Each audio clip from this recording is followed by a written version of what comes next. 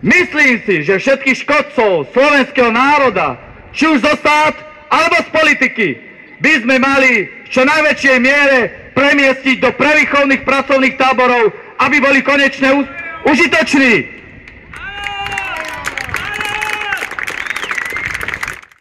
Dobrý, máte chvíľočku na rozhovor? Áno. Áno. Áno. No a ako sa máte? Ako sa žije? Zle. Zle? Maličku. No ja patrím do takej organizácie, my sa zapodievame, alebo teda zaoberáme takými ľuďmi, ktorí majú troška problémy. Čo máme? A ako sa vám žije teda? Tu v Trnave. Ale pokiaľ možno, tak dobre ešte, že si pomáhame jeden druhému. Hej. A chcem sa opýtať, ja som Majo ináč nejaký, čau. Čau. Ja som Milan. Teší ma Milan. No a chcem sa ťa opýtať, Milan, ty si cigán? Áno. Asi bezdomovec? Áno som. A ako dlho si už na ulici? 14 rokov. 14 rokov do Paroma. No a koľko? A bol si aj vo väzení alebo nie? Bol som už dávno, 20 rokov dozadu. A pracoval si niekedy niekde? Áno. Hej. A odkedy si prestal pracovať? Maria, už to zajde.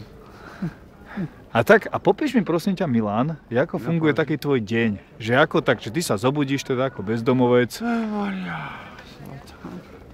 Keby nemal mňa, tak neviem ako. Toto je moja žena. Ona ma žije. Je jasné. Ale takže ako funguje ten váš deň? Aj dneska ste čo si popili, nie troška? Áno, pijeme furt. Áno.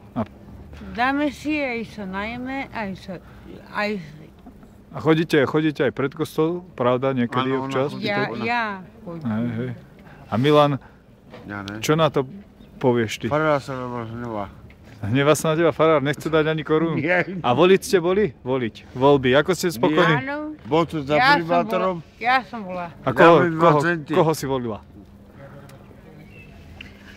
Ako sa volá? No.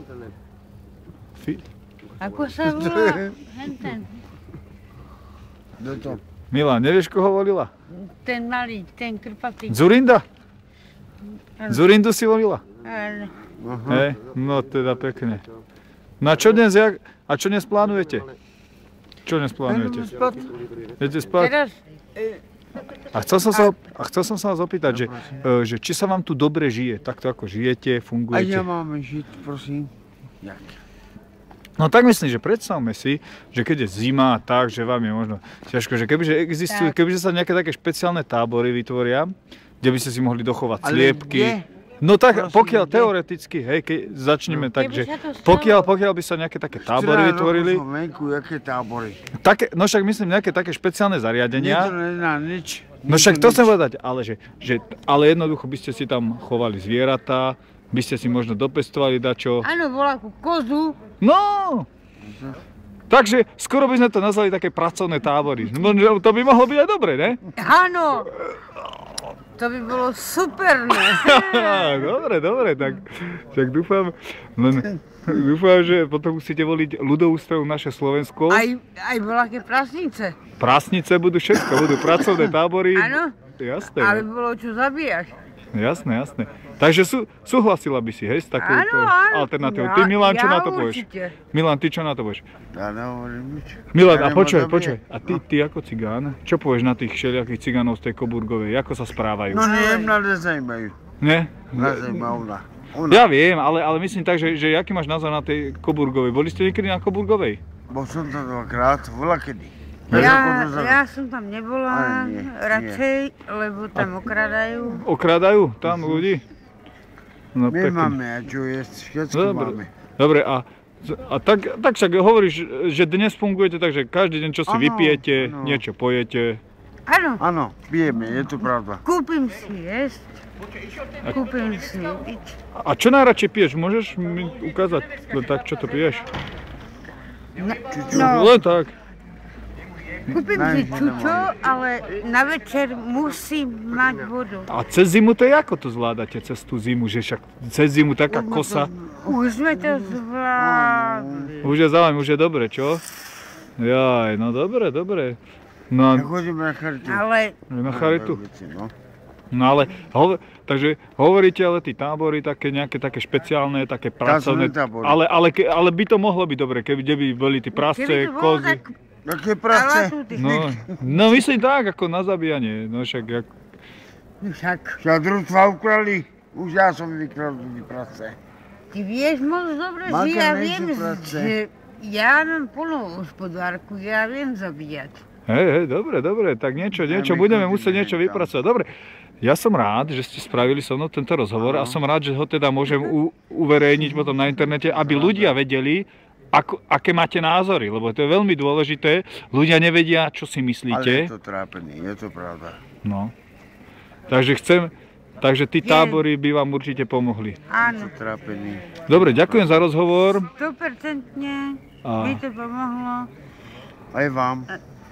Všetkým. Ale manke to trápený. Ale chcem sa opýtať takto, že jaké máte skúsenosti ešte s policajtmi?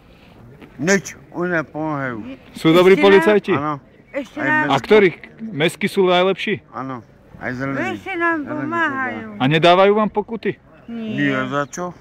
Nie, ešte prídu a kontrolujú nás, aby sa nám nič nestalo. Dobre, super, lebo viem, že napríklad pitie alkoholu na verejnosti to je zakázané. V Trnave tak ani nikdy ste pokutu nedostali. Nie? Tak to je super potom.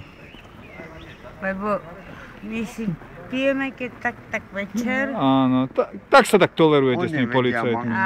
Oni vedia. Drž pusu. A ktorí sú lepší, štátni či mestskí? Obidvoji. Obidvoch máte radi. Dobre, Obidvoch máme radi. dobre. Lebo povedali, Chodia za rady, ja neviem, to je pravda. môžeme piť, ale večer, keď nás nikto nevidí. Dobre. Ďakujem vám teda veľmi pekne za rozhovor. A ja tiež. A teda budem rád, som vám vďačný, že to budem môcť teda uverejniť na tom internete.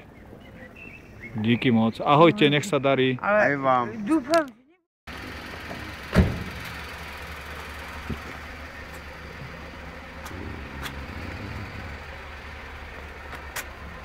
Pane.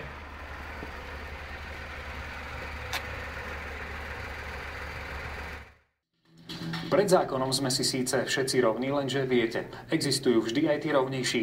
Má to platiť aj o problematických obyvateľoch Košíc z nižších sociálnych vrstiev. Samotní policajti nám prezradili, že im vraj zakázali dávať pokuty ľuďom, u ktorých nie je šanca, aby ju zaplatili.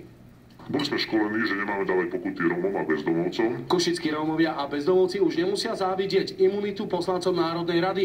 Chtiac nechtiac sa s nimi ocitli na rovnakej úrovni a policajti im nebudú dávať pokuty. Malo sa to udiať priamo na príkaz nadriadených. Údajne je na to dôvod to, že tieto pokuty sú nevymáhateľné a stoja policiu veľa peňazí. V termíne nezaplatené pokuty sa totiž automaticky posúvajú exekútorovi. Za predpokladu, že súd exekúciu zastaví pre nemajetnosť, tak v takomto prípade musí znášať troby exekúcie oprávnený, v tomto prípade potom polícia. Ide približne o 30 €. Vyzerá to tak, že ostatným poctivcom zostáva pokutu zaplatiť alebo čakať na list od exekútora. Len určitá skupina ľudí je zodpovedná za svoje činy. Aj keď sa niekoľko policajtov z viacerých košických obvodov zhoduje, že na to boli preškolení, vedenie kraja takéto tvrdenia jedným dýchom a rázne odmieta. Môžem vás uistiť, že žiadny pokyn zo strany vedenia v tejto súvislosti vydaný nebol. Vedenie si vraj len preveruje pokuty, ktoré policajti dávajú stále tým istým osobám z ulice a problémových častí.